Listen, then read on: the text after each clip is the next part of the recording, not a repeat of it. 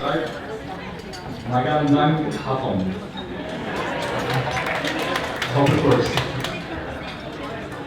Good afternoon. Okay, I think my story started with two main events. I mean, first of all, in '98, I was meeting with one of my mentors, and for some reason he started sharing about his giving journey. And he started sharing that he's giving 30% of his income to religion. And for this time, I was just finished college, and I was sharing with him about giving, and 30% and all his income is very minimal. So how can you spend 30% of God and you live only on 70%? This is like, doesn't make much sense for me. So I kept sharing this with him, saying, just, you know, if you don't believe me, just try this yourself and maybe it works. Just try it for a while. And I started trying doing this, and for some reason it works. So that was the first incident. The second one is, I'm in business, but I'm part of a youth ministry in Alexandria, an adult ministry.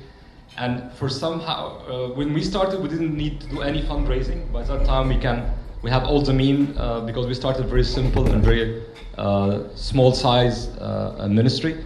But when we get expanded, after a while, we needed money. So I came to one of our leaders, say, we have this problem that we need to do other events, but we don't have money to do it. What should we do? And his advice was just, you just do what, as we do, just write a proposal and send it to the West and get the money. So I did. So we wrote a proposal and we sent the proposal and we get the money for the ministry. But I started thinking about, is this the only way to do it, or there's other ways? So I think one of the main events happened in 2010 when I went to Cape Town for the Lausanne Congress. And for them, I get exposed to the Global Generosity Network. And then I start to learn more about generosity and why should we, as a why of generosity, why should we give, and why it's something crucial for our living. It's not something for the affluent, it's something for everybody. Everybody has to give as part of his discipleship, to be a disciple.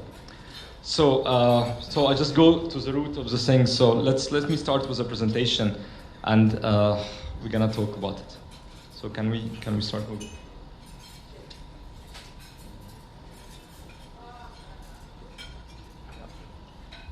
So yeah, so the vision we started a couple of years ago, and this happened through 2010 was the Global Generosity Network, and then 2016 when they shifted the name and the attention more to the fundraising part, and they shifted even the name to be the MFN, the Ministry Fundraising Network.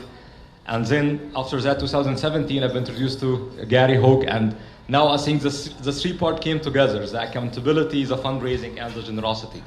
So the main vision we have is we envision Egyptian churches reflect Christ's generosity, and we mean by this God's generosity to us through Jesus Christ. We aim to unlock the potential for the Egyptian churches to be more generous. So let's move, please. So the main challenge we're having in Egypt is we largely rely on outside support because we lack a tradition of giving. Egyptian population is like 100 million. Egyptians or Christians are like 70% of that population. 10% of that or less could be, so 17 million are Coptic Christians, and 10% of this, so are the minority of the minority in Egypt. So like 1.5 million could be evangelicals. We have 700 Presbyterian Church, and maybe another 700 from the other denominations, so 1,500, and hundreds of ministries in Egypt, para-churches. Yeah, I think one of these talks of Richard Foster, I think Gary was focusing on the same talk maybe, or the same slogan, so I'll leave that for you a second to read it.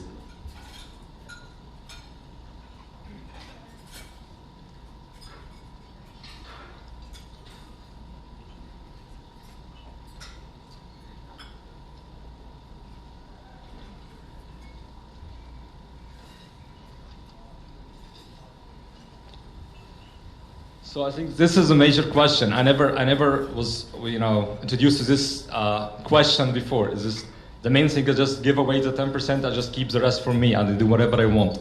but generosity doesn't make just like totally the opposite thing. So, yes, please. So we are focusing on three main initiatives and three main areas in this initiative: accountability, fundraising, and generosity. So the accountability, Gary was a great help for us in the last couple of years, and he came twice to Egypt, and we finalized our standards, and so we give local accreditation from NABLA initiative inspired by the ECFA standards, and these are the 7 standards we are following. I can leave you just a second to read that. So we ask each organization or church that they want to join our initiative to comply with these standards, and we wrote like a more detailed on how to comply with that standards.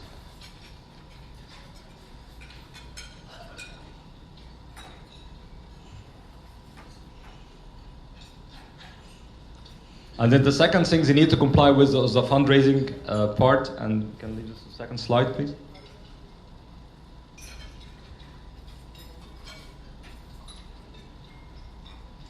So we start by the accountability as the base that everybody have to have a standard to comply with, because we never had that before in our country, so this will be the first time.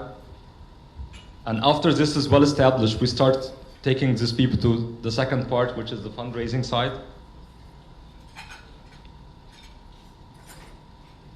So which cooperates in the knowledge of methods and skills of obtaining local resources in the first place in a measurable manner through establishment of strategic plans. So, and thank God for Barbara and Kehindi. They came to us in Egypt last month, and we did a conference for 50 people attending, representing 30 different ministries from Egypt. And then the last part, the third part, which is a generosity side, is how to encourage Egyptian Christians to live more generous and motivate them to give more financial resources. And we have our coming event next December to talk about that part. And how to give people some kind of a homework after each of these events is what action plan you need to do each in his own church or own ministry, reflecting to this teaching they take. Maybe I share quick successes we had till today, since we started almost 18 months ago.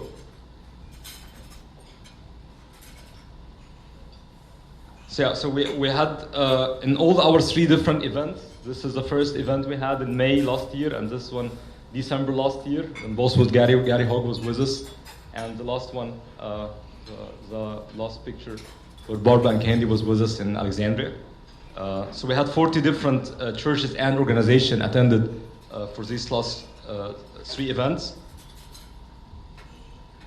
We had 20 church and organizations registered. They signed that they want to be part of this initiative and to be accredited by NABLA.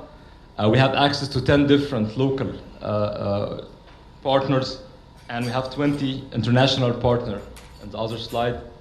So I'm very grateful for all our partners, for Gary and for Barbara and Kehindi, and many great mentors and friends in the room. So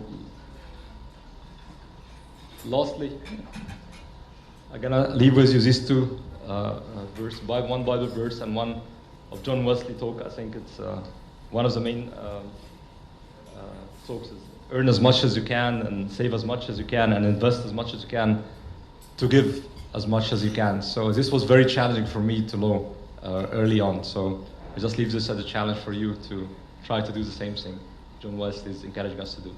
Thank you so much.